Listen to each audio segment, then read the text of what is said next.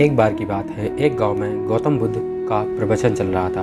वे कह रहे थे, जब हम क्रोधित होते हैं तो दूसरों को नुकसान पहुंचाने की कोशिश करते हैं, लेकिन उस समय हम इतने आवेशित हो जाते हैं कि हमारी सोचने समझने की ताकत समाप्त हो जाती है। इसलिए क्रोध में हम सही निर्णय नहीं ले पाते और अपना ही नुकसान कर बैठते हैं। बुद्ध की उस सभा में एक गुस्सैल स्वभाव का व्यक्ति भी शामिल था।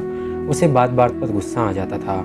आज भी वह अपने परिवार वालों से झगड़ा कर आया था और उस समय भी उसके दिमाग में उथल पुथल मची हुई थी। इसलिए उसे बुद्ध की बातें अच्छी नहीं लग रही थीं। उसे लग रहा था कि जैसे बुद्ध उसे डांट रहे हों, सबके सामने उसकी बेइज्जती कर रहे हों। इससे उस व्यक्ति का क्रोध भड़क गया। वह अपनी जगह से उठा और बुद्ध के पास जा पहुंचा। इससे पहले कि कुछ समझता, उसने बुद्ध के मुंह पर थूक दिया। यह देखकर वहाँ मौजूद लोग भड़क उठे और उस व्यक्ति के बारे में भला बुरा कहने लगे, लेकिन बुद्ध अभी भी अपनी जगह पर शांत बैठे हुए थे।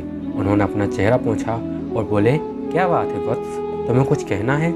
उस व्यक्ति ने बुद्ध की बात को कोई जवाब नहीं दिया। वह बिना कुछ कहे वहाँ से चला गया। यह देखकर एक व्यक्ति से नहीं रहा गया। उसने बुद्ध से पूछा, महात्मन, उस मूर्ख व्यक्ति ने आपका अपमान किया और आपने उसे कुछ नहीं कहा। उसकी बात सुनकर बुद्ध धीरे से मुस्कुराए और बोले, तुमने शायद उस व्यक्ति का चेहरा नहीं देखा। वह बहुत परेशान लग रहा था। मुझे लगता है वह किसी चिंता से घिरा हुआ था, इसलिए ऐसे परेशान व्यक्ति को क्या दोष देना। बुद्ध पर थूकने वाला व्यक्ति सभा से उठकर अपने घर चला गया। वह दिन भर बेचैन रहा। उसे अपनी करनी पर पछतावा होता रहा। रात में भी वह सो नहीं पाया और बेचैनी में उधर उधर करवटें बदलता रहा। अगले दिन वह फिर बुद्ध की सभा में गया। वहाँ पहुँचते ही वह बुद्ध के चरणों में गिर पड़ा और रोने लगा। यह देखकर बुद्ध ने पूछा, क्या हुआ वत्स, तुम क्यों रो रहे हो?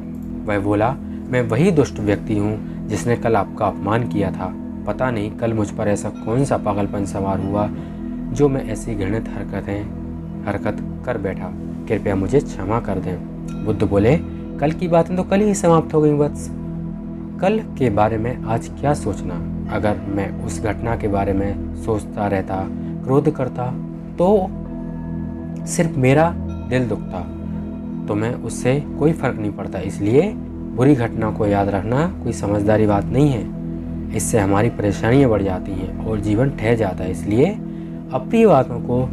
अप्रिय घटनाओं को भूलने में ही समझदारी है। जो व्यक्ति ऐसी घटनाओं को भूल जाता है वह जीवन में आगे बढ़ता है, और जो उनमें उलझा रहता है उसका जीवन चक्रव्यूह के समान हो जाता है, जिसमें से वह चाह कर भी बाहर नहीं निकल पाता है।